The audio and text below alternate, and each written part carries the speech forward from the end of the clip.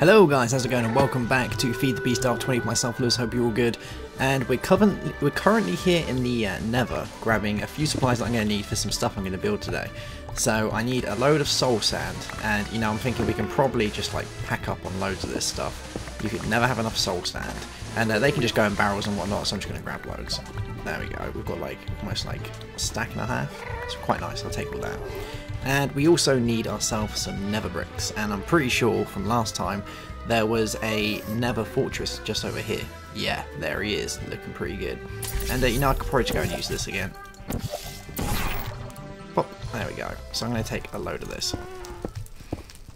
So we're going to carry on with our thaumcraft goods today. I've done a little bit more research than I had last time, so I'm thinking we can go ahead and put some of that research to good use and come up with some really cool items. I also want to get put into another mod that we haven't really touched yet, and I'm hoping it's going to go really well. It's going to kind of open the door to a lot of more builds that we can actually do in the near distant future once I've gone ahead and got it all sorted, and I'm pretty sure you'll soon figure out what it is once I get going. 47 nether bricks is more than enough.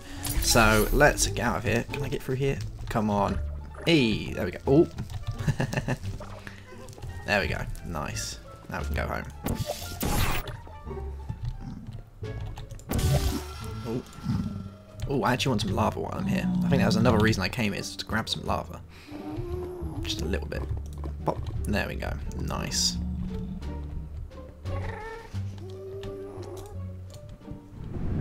Cool. So, if we go over to the thaumcraft room and have a gander, I actually need some wood as well. So I'm going to grab some wood. And we can finally start getting this stuff on the go. I'm just going to take a stack of wood, I think. Yeah, nice. And we're going to go smelt up a little bit of our soul sand, because we're going to look a bit into the soul shards mod. Well, at least we're going to kind of get a bit of it started, you know. I've been in the middle of doing some stone and whatnot. That can get doing its stuff, and we'll go build a few things while it's doing that. Nice. We need a little bit of the old vile dust, and yeah, that's good. So, I've been doing my research, like I said. And if we have a look in the Farmonomicon, I've learned a few things. So we've learned about Infernal furnaces, Boots of the Traveller, Arcane Levitators, Thaumaturge's robes, enchanted fabrics and whatnot, and we also learned about Stark bees. Now, these guys I haven't really touched upon too much, the whole bee side of things, so that's probably going to be a later date that we're going to go into all the bees, because that's quite a big mod by itself, especially with the whole forestry items. We also learned about warded jars, and I'll use those at some point as well, but we first need to get some arcane alembics before we can do anything with that. Now I was thinking we're going to go ahead and make the Boots of the Traveller, because these guys are great. So if we read this pair of enchanted boots have been stuffed full of magic to ease the journey of any traveller. They allow you to move faster than normal and take even tall steps in your stride. They allow you to jump higher and fall further. Lastly, they allow you to cut through water like a fish. A relatively slow and clumsy fish, but a fish nonetheless. So to do this, we first need to make some enchanted fabric. Nice. And let's have a look at our enchanted fabric that we have. Now this guy is made in an arcane work table, and we need some string, and we need some wool. So, you know, fairly easy one for this, and I'm probably going to try and just make a load of it, because we're actually going to need quite a bit of this anyway to do any of the stuff that we're going to be doing. So let's throw our wool in and see how much of this stuff we can get. Pow, 16, nice. And I'm yet to get my goggles of revealing yet, so I'm pretty sure today we're going to go ahead and probably break the environment, but I'm sure, you know, it'll be fine. It'll be fine. We've got a silverwood tree up there which will break, and, you know, if luck's on our side, hopefully we'll get ourselves a silverwood sapling. We can go creating some nodes and whatnot, but for the time being, that is fine. So let's go back and, ooh, I thought I could hear a creeper then. It was just me opening my book. Right, so we have that. We need air shards and leather. And I'm sure I have some air shards, yeah. Air shards and leather, nice. So if we put these guys in here, this should work fine. I've automatically forgotten the way it goes around, but you know, that's fine. So let's switch these guys around and see if this does the trick. Which way around was it? Air shard, fabric, leather, cool. So air shard, fabric and leather. Pow, giving us these guys. Now we need our better wand in there as well, because it takes a lot more viz to make this. I think it's something like 100 maybe, yeah, 100 viz. So make sure you've upgraded your wand before you go doing any of that. Now we need a few aspects in here before we can do this, and I've weighed up the possibilities on the aspects and the cheapest way to make them, and I'm pretty sure I've come up with a good idea of what we need. So for the solemn of 8, we're just going to use dirt, because dirt is great, and dirt only has solemn in it. So we need 4 bits of dirt. So let's go ahead and throw that in here. There we go. So that's that guy done. The next one is Tutorman. And for this one, there's a few things you can use, but to be honest, the easiest way of doing it is just using leather.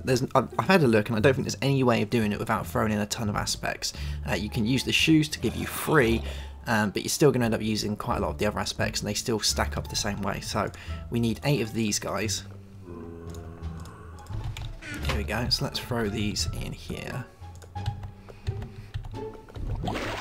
Ow. And that'll do that guy.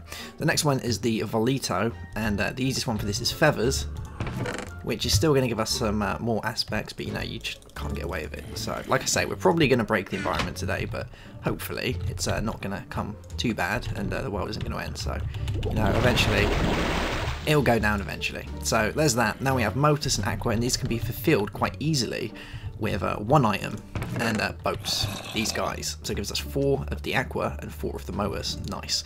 And we need ourselves quite a few boats, actually. We need like 6 boats to fulfill it, so that's the reason I got all of the planks that we're going to need. So let's go ahead and make a ton of boats. Wow, that's a lot of boats. So how many did I say we need? We need 6, so there's 1, there's 2, 3, 4, 5, 6. Nice, all done. So here we go, let's go and break the environment. Oh, that's probably not very good. That's not going to go down well. I'm pretty sure the node is right outside, like we looked when we was looking with our thermometer. So I guess we'll find that out eventually, but we have these guys now, Boots of the Traveller. So I'm going to go and replace the long fall boots with those, and these guys are pretty good. It means you can run around and just walk up blocks like that, so it's quite nice. You don't have to jump or whatnot, and it means I can run, you know, that little bit faster, so it's quite nice. Or it means I'm continuously running, which is nice, so I like it. I like it quite a bit. Let's go ahead and see outside and try not to get ourselves killed on how well this stuff does in water, because it says that we can glide through water, so yeah. It's a lot faster, you know, I like it. It means we're not getting slowed down by the water. I'm not 100% sure if it helps with the direction of water when swimming up it, but you know, it's fine, we can get away with that. So, let's go ahead and have a look now at how our Vile Dust is doing. We should have a nice bit of Vile Dust. Yeah, we do, cool. So, what we want to do now is we want to mix our Vile Dust with a little bit of glowstone, which I'm sure I have a little bit kind of hanging out in here. Yes, we do. And if we mix Vile Dust with Glowstone, this gives us Corrupted Essence. Nice. And we'll take 33 Corrupted Essence. Now, there is a few other bits that we need for this, so we are going to need some diamonds eventually. So let's take, I only really want 1 block of diamonds actually. Look how like amazingly horribly stuffed my inventory already is. It's not good. So there we go, 9 diamonds. Oh my god, this is horrific. So we want to go make ourselves a what do we want to make? Well, eventually we want to make a vile sword, but we need to make a soul forge first. That's the one. That's the biscuit. So to do this we need stone and obsidian. So I've already made myself some stone. We have the Vile Dust. We just need some obsidian, and you know, I'm going to throw this in here. Eventually we'll get a enchanting table in here as well, but you know, for the time being this will do. So let's go ahead and make this, and this guy on the roof is going to really annoy me. Come here, come here. Is he just going to stay up there? Oh, look at this guy. There we go. Oh nice, I got myself a shard of minium. Nice, liking it. Okay, right. Oh, evil zombie. Come here. Oh my god, he's holding my thing. Give it back, young man. There we go, right, okay. Now, hopefully these guys are going to leave us alone, and we can carry on doing our magical business. So, let's get inside here and make what we need to make. So, we need to make this guy like this. So, we need obsidian like this, we need our corrupted essence like this, and we need our regular stone, our smooth stone like this, giving us a soul forge. Nice. And our soul forge, I'm thinking, can go there, so that way it doesn't keep setting alight. And what you need to do with this is quite a hard one. So we need to make soul shards, and to do this we need to mix diamonds with corrupted essence, and you need 8 corrupted essence to do this. So let's go ahead and throw 8 corrupted essence in here with a diamond. Nice. Now this guy is going to take a good 10 minutes, maybe more, to do this. So I think what we're going to do is we're going to leave him. He has a really nice animation as well with the blue effects, liking it. And in the meantime, we're going to go ahead and do something else. And I'm getting a little bit hungry, so just going to have a bite to eat, don't mind me. So the next thing we need to do is we need to use our nether bricks and our obsidian. Nice. And what we're going to do with these guys is we're going to make an infernal furnace. Nice. And this is the general layout for the infernal furnace. We also need a bit of iron to make some bars, and hopefully we have enough iron. We should do. Ooh. There we go. Cool. 16 bars. Nice. So, alright, so let's look at this layout one more time. So, obsidian is a cross. Easy way to remember, I guess. We're going to do this guy right here. I can hear a slime outside my door. I wonder what he's doing out there. Sliming about, as he does. So there's that. Now we need to put this guy here. You here. You here.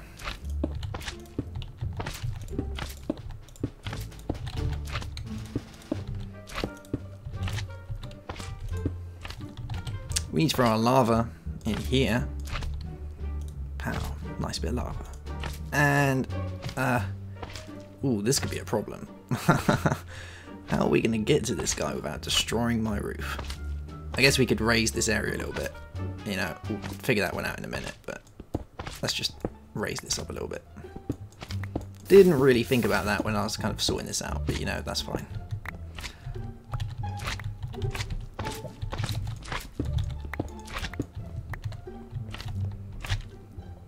Oh yeah, I can jump a little bit higher. Forgot about that. I should really be able to get on top of here, so this way I can add all this up. Nice, nether bricks. So let's go ahead and bring this up just one step, so that way, you know, I can at least get next to it.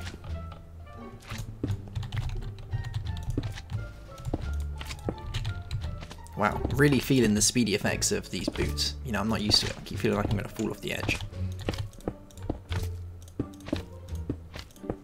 Nice. So that'll work, I guess. I could throw another layer down, but for the time being it'll be fine. At least we can stand there and kind of not get caught.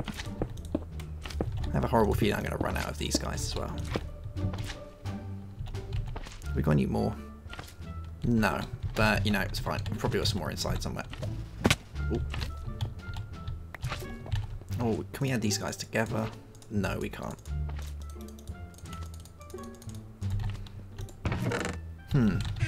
That is a little bit annoying because we do have to put another one there. Okay, right. This is going to look horrendous, but deal with it. So, pow. That guy can go there. And now what we need to do is give it a tap with our magical wand. Pow. One infernal furnace. And look at this guy. Looking really cool. Inside here now is the element of a blaze, pretty much. And what he'll do is he'll cook up all of the things that you want to make. And you can use all of these inputs and outputs to do some really cool things. I just want to test really quickly if this guy will work by putting a chest on the side. I'm pretty sure it does, but you know, I just want to double check. You can never be too certain. I don't want to promise things in case I'm wrong. So here we go. One chest. Let's throw this guy here, and hopefully it's going to work. Unless it needs to go on the front, but you know, you never know. So what can we burn? Let's just throw some stone in there. There we go. So this guy doesn't need any fuel. He'll run by himself. No, he's going to throw him out the front, isn't he? Okay, right. Wow, that box did not want to break. I guess we could put a hungry chester at some point as well. I'm not too sure whether they'll go in there, but I just don't think they do. So this guy's doing his thing, which is quite nice. He'll basically run forever. Unfortunately, whenever you do smelt something, though, it does put a little bit of fizz into the aura, so just bear that in mind, a little bit of flux. And he has got the chance of doubling certain ores, which is quite nice. So if we go over here and take a piece of iron. Now, hopefully, it's going to kind of show us how it works without not showing us and being awkward. And we're just going to let this guy do his thing. So sometimes you can get nuggets or extra ore pieces out of it. So we have one piece of ore there. Nice. And we still got our experience like we would from a regular furnace. So there we go. Come on. Give us an ingot. You know you want to give us an ingot. Yeah. There we go. We got ourselves... Where are you? Are you in here? Is he still on the floor? Yeah, he's still hiding on the floor. Let's throw these in here. We've got an iron nugget. Nice. So there we go. That's that guy there. Now I'm going to go ahead and throw some more of my rubbish in here that we definitely don't need. We definitely don't need all these boats. We've got a very nice amount of boats here. These guys can go in here. You can go in here.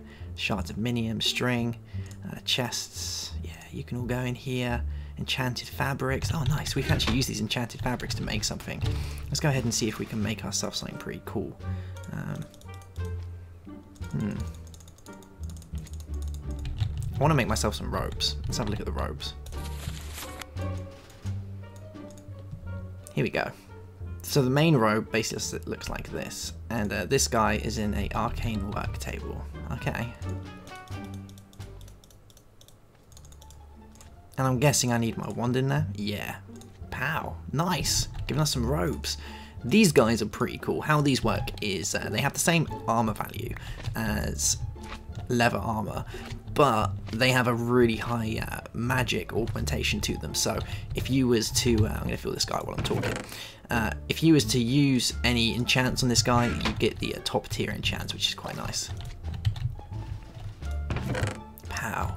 And I believe they also reduce the amount of viz that you create when you're doing stuff. They also mystical enchantment very well and can be hold magical.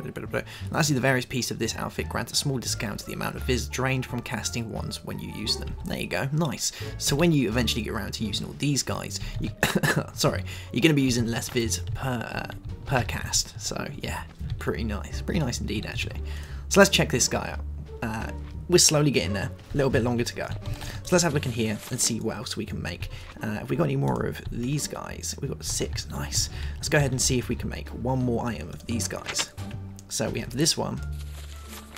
We already have our boots, so I guess we could go ahead and make this guy. Ooh, one short. That's fine. We can kind of get around this guy. Let's grab some wool and some string.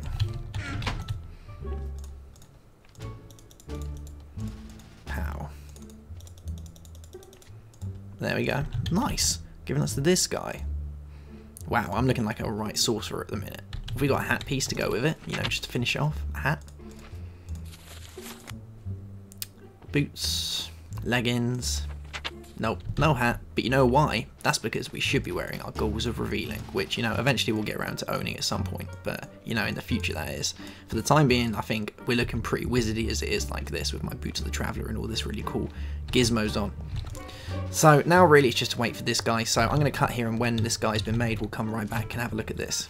Cool, check it out, we got ourselves some soul shards, 3 of these bad boys, nice. Now, just before I show you what these do, I'm going to do one more thing, and you're probably going to wonder what this is, but you'll get the gist of it eventually. So, we're going to go ahead and throw a load more of this in here, and some iron, and, you know, we're just going to leave that to run, and we'll come back to something in a minute. So, soul shards are great, so I'm going to show you how soul shards work. So, it's getting dark, which is the perfect time to be showing off soul shards. You can see at the minute this soul shard has nothing, it's just a soul shard, you know, it doesn't say anything, it's just a regular dandy soul shard. Now, the good thing with soul shards and what you can do is, obviously going by their name, soul, you're going to harvest souls. Now, depending on the first enemy that you kill is going to be what defines that soul shard as long as it's in your inventory bar. So, if we wait for something to spawn, and really, I would like endermen, but you know, if we can't get endermen, then I'll do with like skeletons or something that we can use as a mob grinder. And as you kill items, or kill other enemies, eventually some really cool things are going to happen. So I'm just going to give it a minute, and when something starts spawning, we'll be right back. I see a skeleton over there. I think it's time to go and kill this skeleton.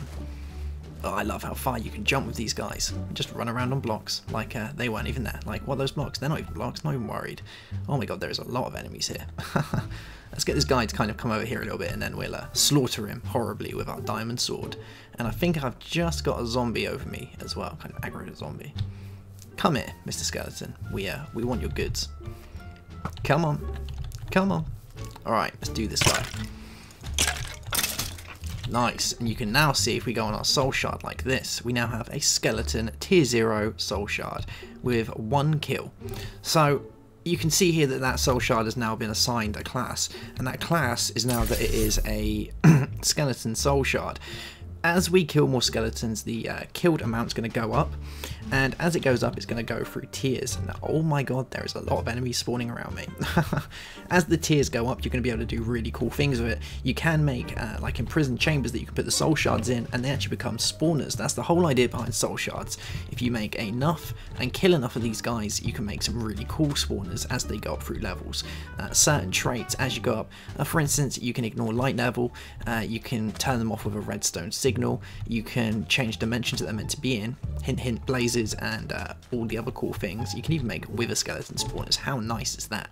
Now I think what I'm going to do over the next couple of episodes, or quite a few, because you know we need to get a lot of kills to do this. You're looking for a tier 5, you're looking around about 1,000 kills, if that, maybe more. I know that it works up generally around about the 200 mark. That, I think that's what it originally was. I think it might have now changed to something around about 85, 156, 256 or something like that, 526, and goes up from there. But yeah, as we get the kills, we can do more things, and you know, it's pretty nice. So if I show you over here, let's just go and find a random mob, but not a skeleton, because we don't want to kill a skeleton. Oh, here we go. Here comes this man. He's invited to join the party. And come on. Come on. Now we got a spider joining in the well. Come on. There we go. You can now see, because we've killed 2 different types of enemies, we have skeletons, zombies, and spiders. Nice. And as we kill all of these guys, we're going to consume their souls, and with their souls we can then start creating some pretty nifty mob spawners, meaning that we haven't got to go around hunting them. There is also a really cool trick that if you do find a mob spawner in the world and slap it with your soul shard, it will automatically grant you 1 level. So how cool is that?